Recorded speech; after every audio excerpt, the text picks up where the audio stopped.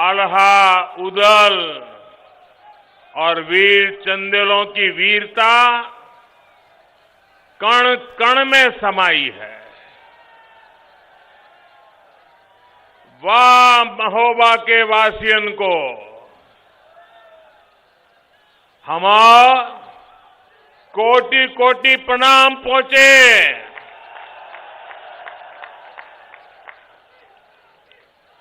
उत्तर प्रदेश के राज्यपाल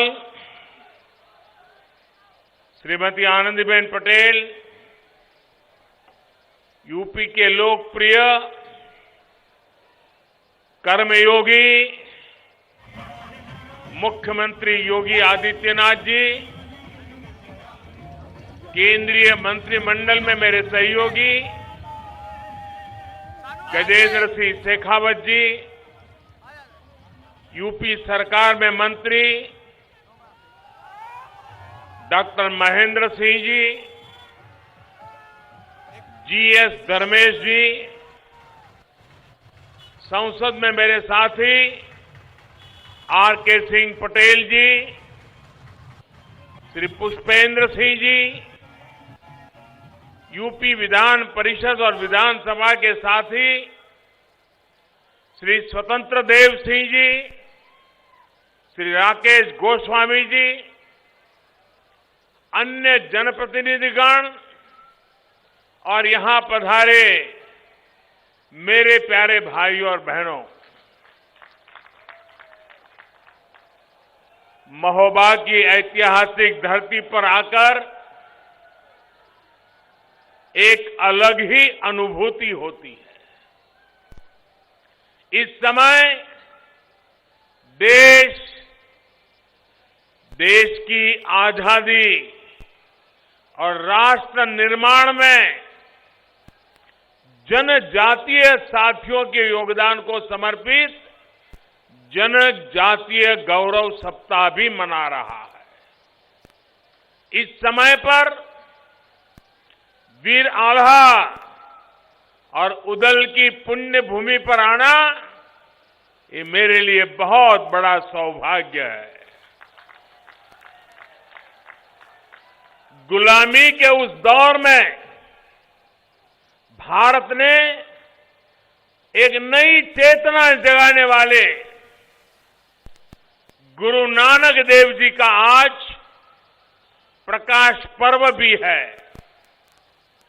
मैं देश और दुनिया के लोगों को गुरु पर्व की भी अनेक अनेक शुभकामनाएं देता हूं।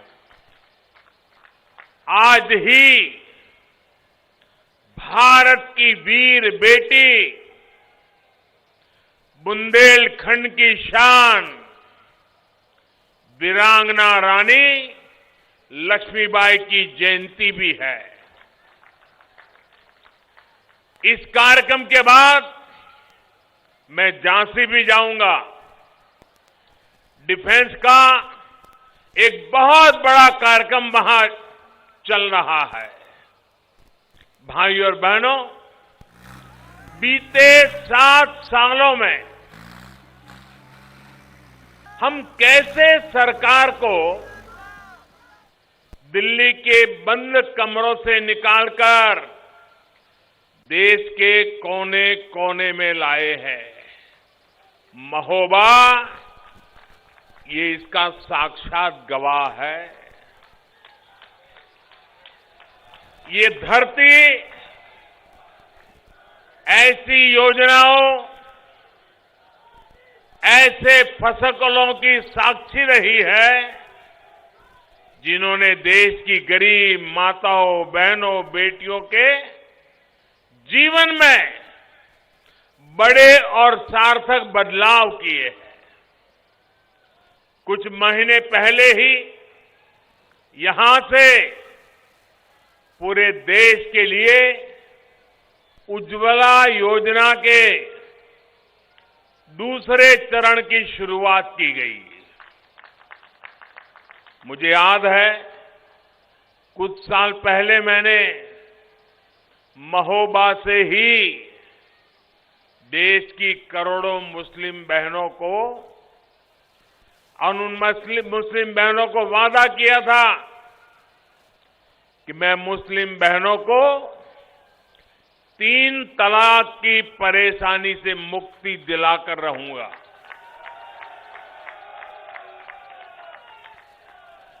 महोबा में किया वो वायदा पूरा हो चुका है।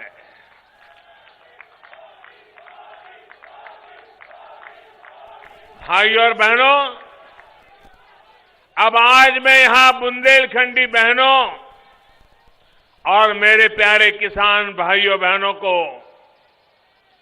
बहुत बड़ी सौगात सौंपने आया हूं। आज अर्जुन सहायक परियोजना, रतौली बांध परियोजना, भावनी बांध परियोजना और मझगांव चिल्ली स्प्रिंकलर सिंचाई परियोजना का लोकार्पण करने का मुझे सौभाग्य मिला है। 3,000 करोड़ रुपए से अधिक की लागत से बनी इन परियोजनाओं से महोबा के लोगों के साथ ही हमीरपुर, बांदा और ललितपुर जिले के भी लाखों लोगों को, लाखों किसान परिवारों को लाभ होगा। इनसे 4 लाख से अधिक लोगों को पीने का शुद्ध पानी भी मिलेगा। पीढ़ियों से जिस पानी का इंतजार था, वो इंतजार आज समाप्त होने जा रहा है। साथियों, आपका उत्साह मेरे सर आंखों पर, आपका प्यार मेरे लिए बहुत कुछ है, लेकिन मेरी प्रार्थना है, देखिए आगे जगह नहीं है, आप आगे मत आने की कोशिश करिए और वहां भी थोड़ा शांति रखिए। साथियों, गुरु नानक देव जी ने कहा है, पहला पानी जियो है, जित हरिया सब कोय। यानी पानी को हमेशा प्राथमिकता देनी चाहिए, क्योंकि पानी से ही सारी सृष्टि को जीवन मिलता है। महोबा सहित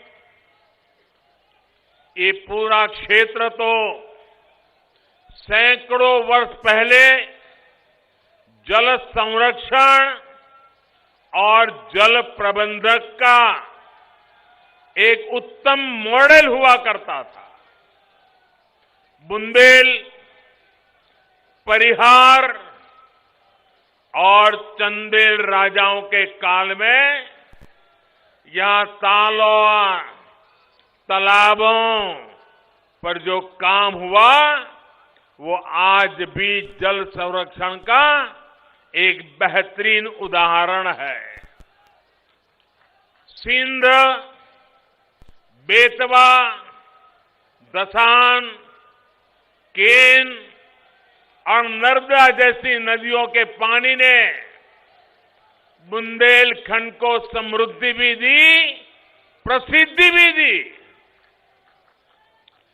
यही चित्रकूट, यही बुंदेलखंड है जिसने वनवास में भी प्रभु राम का साथ दिया।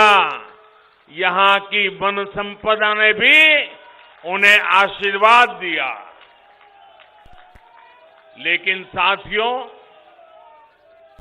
सवाल ये कि समय के साथ यही क्षेत्र पानी की चुनौतियां और पलायन का केंद्र कैसे बन गया? क्यों इस क्षेत्र में लोग अपनी बेटी को ब्याहने से कतराने लगे।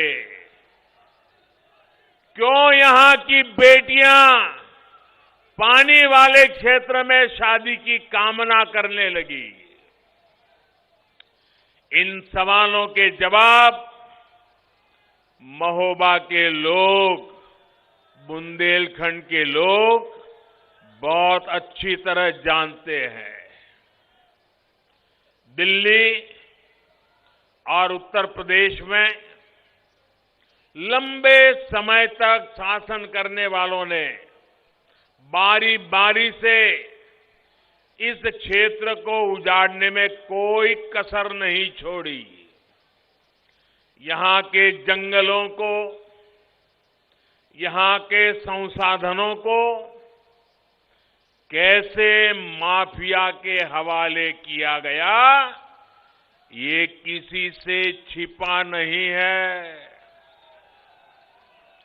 और अब देखिए, जब इन्हीं माफियाओं पर यूपी में बुलडोजर चल रहा है, तो कुछ लोग हाय तौबा मचा रहे हैं। ये लोग कितनी भी तौबा मचा लें, यूपी के विकास के काम, बुंदेलखंड के विकास के काम रुकने वाले नहीं है। साथियों, इन लोगों ने बुंदेलखंड के साथ जैसा बर्ताव किया, उसे यहां के लोग कभी भी भूल नहीं सकते। नलकूप, हैंडपंप की बातें तो बहुत हुई, लेकिन पहले की सरकारों ने ये नहीं बताया कि भूजल के अभाव में उससे पानी कैसे आएगा। ताल तलैया के नाम पर फीते बहुत काटे, लेकिन हुआ क्या, मुझसे बेहतर आप जानते हैं। बांधों, तालाबों के नाम पर खुदाई की योजनाओं में कमीशन, सूखा राहत में घोटाले, बुंदेलखंड को लूटकर पहले की सरकार चलाने वालों ने अपने परिवार का भला किया। आपका परिवार बूंद बूंद के लिए तरसता रहे, इससे उनको कोई सरोकार नहीं रहा। भाइयों और बहनों, इन्होंने कैसे काम किया, इसका एक उदाहरण ये अर्जुन सहायक परियोजना है। वर्षों तक ये परियोजना लटकी रही, अधूरी पड़ी रही। 2014 के बाद जब मैंने देश में ऐसी लटकी हुई परियोजनाएं, ऐसी लटकी हुई सिंचाई योजनाओं का रिकॉर्ड मंगवाना शुरू किया, अर्जुन सहायक परियोजना जल्द से जल्द पूरी हो, इसके लिए भी उस समय की यूपी सरकार से कई बार चर्चा की, अनेक स्तर पर चर्चा की, लेकिन बुंदेलखंड के इन गुनहगारों ने यहां सिंचाई परियोजनाओं को पूरा करने में कोई दिलचस्पी नहीं दिखाई। 2017 में योगी जी की सरकार बनने के बाद आखिरकार इस परियोजना पर काम की गति बढ़ाई गई और आज ये परियोजना आपको, बुंदेलखंड के लोगों को समर्पित है। दशकों तक बुंदेलखंड के लोगों ने लूटने वाली सरकारें देखी है। पहली बार बुंदेलखंड के लोग यहां के विकास के लिए काम करने वाली सरकार देख रहे हैं। बुंदेलखंड के मेरे भाइयों बहनों, इस कटु सत्य को कोई भुला नहीं सकता है कि वो उत्तर प्रदेश को लूटकर नहीं थकते थे और हम काम करते करते नहीं थकते हैं। साथियों, किसानों को हमेशा समस्याओं में उलझाए रखना ही कुछ राजनीतिक दलों का आधार रहा है। ये समस्याओं की राजनीति करते हैं और हम समाधान की राष्ट्र नीति करते हैं। केन बेतवा लिंक का समाधान भी हमारी ही सरकार ने निकाला है। सभी पक्षों से संवाद करके रास्ता निकाला है। केन बेतवा लिंक से भी भविष्य में यहां के लाखों किसानों को लाभ होने वाला है। योगी जी की सरकार ने बीते 4.5 साल के दौरान बुंदेलखंड में पानी की अनेकों परियोजनाओं पर काम शुरू करवाया है। आज मसगांव चिल्ली स्प्रिंकलर योजना जैसी आधुनिक तकनीक का लोकार्पण सिंचाई में आ रही आधुनिकता को दिखाता है। साथियों, मैं जिस गुजरात से आता हूं, वहां की जमीनी हकीकत, जो पहले के गुजरात के हाल थे, वो परिस्थितियां बुंदेलखंड से जरा भी अलग नहीं थी।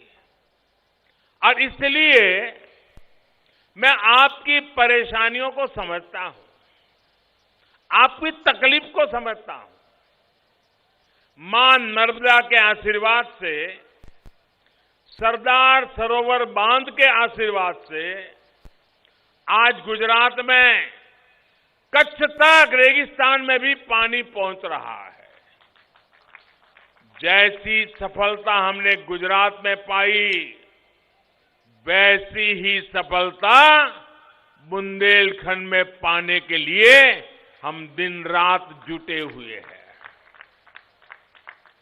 भाइयों बहनों, जैसे बुंदेलखंड में से पलायन होता है ना, मेरे गुजरात में भी कच्छ में लगातार पलायन होता था।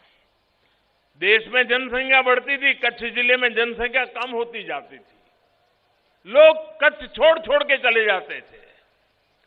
लेकिन जब मुझे सेवा करने का मौका मिला, आज कच्छ हिंदुस्तान के जो प्रमुख जिले हैं तेज गति से आगे बढ़ने वाले, उन तेज गति से आगे बढ़ने वाले जिलों में कच्छ हो गया है। भाई, उत्तर प्रदेश के भी कई इलाकों के मेरे भाई बहन अपना भाग्य कच्छ में आकर के आजमा रहे हैं।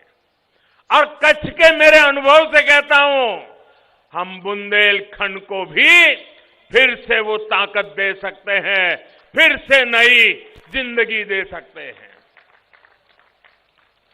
यहां की माताओं बहनों की सबसे बड़ी मुश्किल को दूर करने के लिए बुंदेलखंड में जल जीवन मिशन के तहत भी तेजी से काम हो रहा है।